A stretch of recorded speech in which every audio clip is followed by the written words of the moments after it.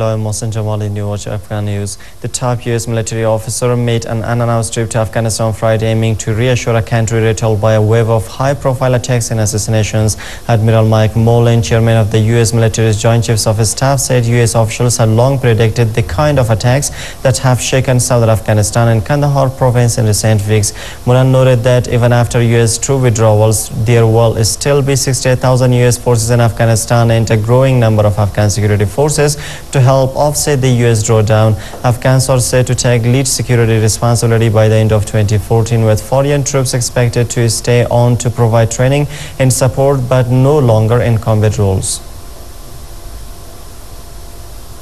An Afghan official says 7 Afghan soldiers and a translator have been killed alongside 2 NATO service members in a bombing and ambush in eastern Paktia province. The deputy provincial governor of Paktia, Abdul Rahman Mangal, said Saturday the soldiers and a translator were killed on Friday while on patrol in the Zormat district of the province. NATO announced Friday that 2 of its service members were killed by a roadside bomb in eastern Afghanistan, but did not provide nationalities or any other details.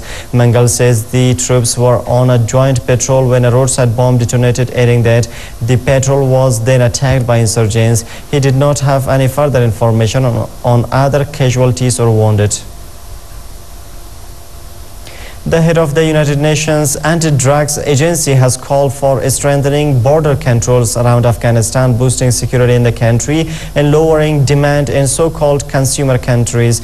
Yuri Fedotov, executive director of the UN Office on Drugs and Crime, said in an introduction to a new study, Global Afghan Opium Trade, that curtailing the Afghan illegal drug trade would benefit the Afghan people, the wider region, and the international community as a whole. The report shows that trafficking in Afghan opiates is very lucrative and is generating some $61 billion in illicit funds in 2009 out of $68 billion for the global illicit opiate trade. Spanning a decade, the report states that some 16.5 million people annually abuse opiates worldwide. Fedotov also suggested a need for building capacity and fostering intelligence sharing between ports and law enforcement authorities in key countries and regions. Around 200 protesters on Saturday burned tires and set fire to kiosks outside a hospital in Pakistan's Quetta after gunmen opened fire on a vehicle, killing 11 Shiite Muslims and wounding 3 in a suspected sectarian attack. Police said the infuriated crowd burned 2 vehicles and 2 motorcycles and attacked media covering the protest. A woman was among the dead in the attack in Quetta, the provincial capital of Baluchistan, where pro-Taliban Sunni militants and Baluch separatists are blamed for years of violence in the region. Quetta City Police Chief Hamish Shakil said that gunmen riding in a car opened fire at another passing car and killed at least 11 and wounded 3. Saturday's attack came a day after 8 people were killed and about 25 wounded in 2 separate bomb and gun attacks in 2 districts of Baluchistan on Friday. Heavy rains have claimed their first victim in Japan, where the government has urged nearly 500,000 people to leave their homes amid flooding in the northern Niigata and tsunami-hit Fukushima prefectures. River banks gave way to swollen rivers at several points on Saturday, and more than 400,000 people were advised to head to evacuation centers. The flooding comes nearly 5 months after a massive earthquake and tsunami hit Japan's northeastern coast, killing more than 13,000 people and displacing tens of thousands from their homes. The government has urged citizens to be on the maximum alert against more flooding and mudslides.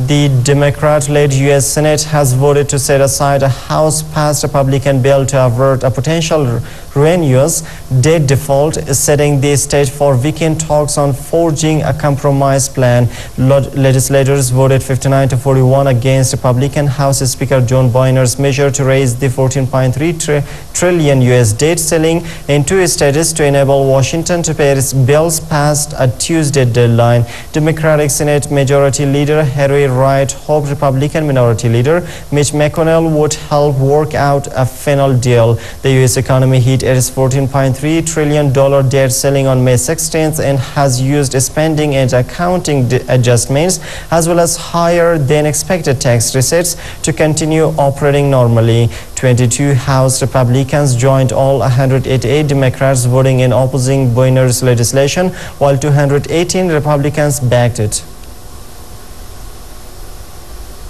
General Esek Kosener, the head of the Turkish armed forces, has quit along with the heads of the ground, naval and air forces. The country's media said on Friday that the military chiefs wanted to retire because of tensions with Recep Tayyip Erdogan, the recently re-elected prime minister.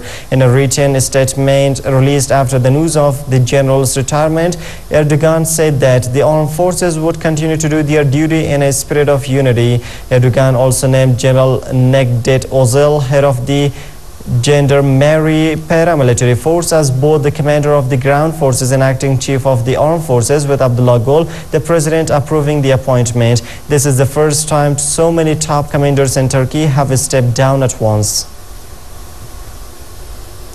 The Libyan National Transitional Council has formed an investigative committee to probe the assassination of the head of their armed forces and two of his aides after a special forces officer and opposition minister said fellow rebels killed them. Abdel Fattah Yunus and his aides were shot dead and their bodies reportedly burned by gunmen on Thursday.